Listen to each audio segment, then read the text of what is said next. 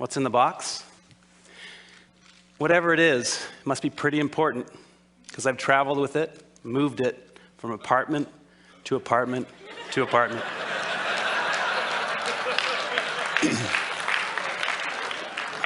Sound familiar? Did you know that we Americans have about 3 times the amount of space we did 50 years ago? 3 times. So you'd think with all this extra space, we'd have plenty of room for all our stuff, right? Nope. There's a new industry in town, a $22 billion, 2.2 billion square foot industry, that of personal storage. So we've got triple the space, but we become such good shoppers that we need even more space. So where does this lead? Lots of credit card debt, huge environmental footprints, and perhaps not coincidentally, our happiness levels flatline over the same 50 years.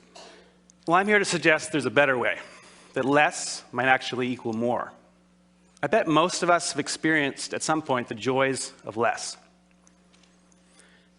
College, in your dorm, traveling in a hotel room, camping, where you got basically nothing, maybe a boat. Whatever it was for you, I bet that among other things, this gave you a little more freedom, a little more time. So I want to suggest that less stuff and less space are going to equal a smaller footprint. It's actually a great way to save you some money, and it's going to give you a little more ease in your life. By buying a space that was 420 square feet instead of 600, immediately I'm saving 200 grand. So how can you live little? 3 main approaches. First of all, you need to edit ruthlessly. We've got to clear the arteries of our lives. That shirt that I haven't worn in years, it's time for me to let it go. We've got to cut the extraneous out of our lives, and we've got to learn to stem the inflow. We need to think before we buy. Ask ourselves, is that really going to make me happier? Truly? Secondly, our new mantra, small is sexy. We want space efficiency. We want things that are designed for how they're used the vast majority of the time, not that rare event. Why have a 6-burner stove when you rarely use 3?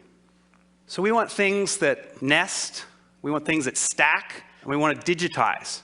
You can take paperwork, books, movies, and you can make it disappear. It's magic.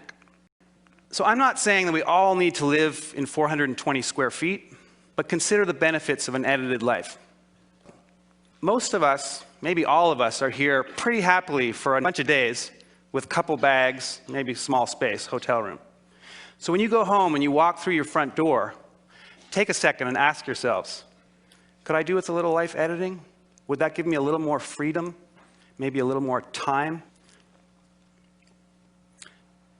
What's in the box? It doesn't really matter. I know I don't need it. What's in yours? Maybe, just maybe, less might equal more. So let's make room for the good stuff.